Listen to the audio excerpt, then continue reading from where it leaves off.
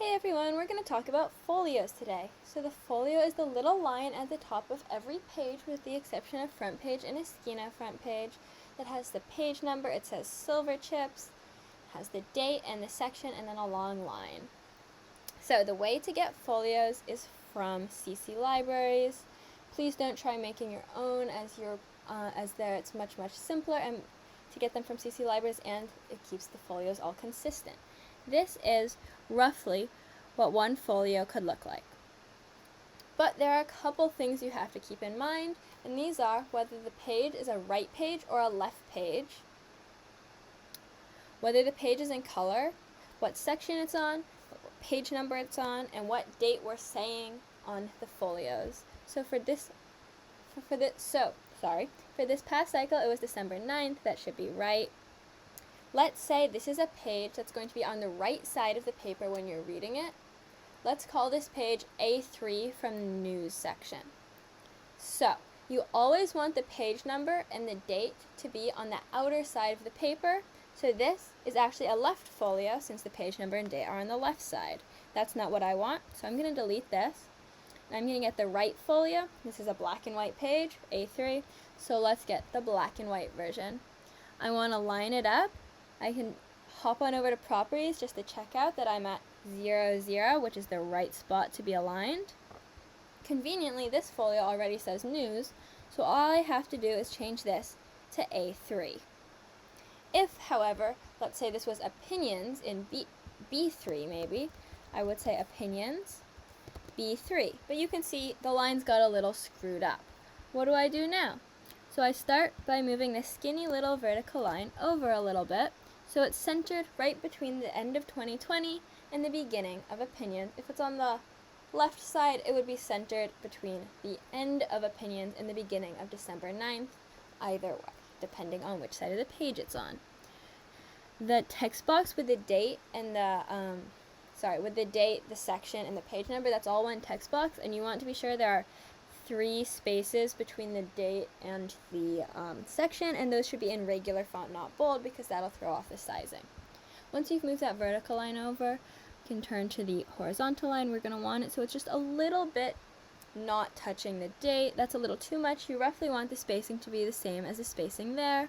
I'm a real nitpicker for folios. You'll probably find that when we're editing pages, I'm telling you, oh, can you please move the vertical line a click to the left? Can you make that horizontal line like a tiny bit longer? Like I would probably want this one a tiny bit longer here. You generally want the vertical line to touch the top of the page, and you want the text to be just a little bit below that. Let's just go through the motions of using a left folio. Let's say this page is in color, so I'm going to be sure to take the left folio color version from CC Libraries. There are 4 versions. Just think a little about the page, check the budget. It should say either R or L on the page in the budget, and so that tells you whether it's left or right. We go here. Let's say this page is D1 features. I would change this. I know that I want the page number to be D1 in red and the section in black, features, and I'm just going to have to move the lines a little bit. Got to be careful when you're doing that you're selecting the line and not the text box. That looks roughly right, yep, and then I select the horizontal line and just adjust it a little bit. Be sure that you're getting the section right. One very, very common mistake is that people tend to say op-ed or opinion. The opinions section is opinions with an S at the end, just like how features and news have S's at the end. If you are doing an Esquina Latina page, you write La Esquina Latina here for section, and then you write out the date in Spanish. If you don't know it, feel free to ask Tony or Renata. Oops.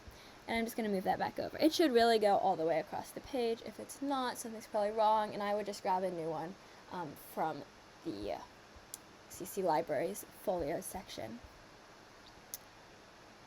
I think that's pretty much it. Oh, one other thing I'll just say while we're at this is that yes, the budget should have right pages and left pages. It should just label them, so you can just check that.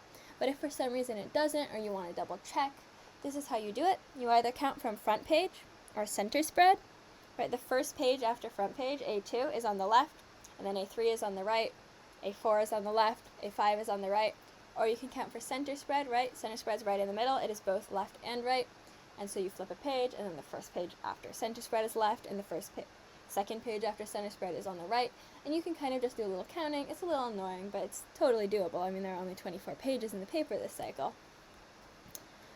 So yeah, that's how you can double check if it's a right page or a left page.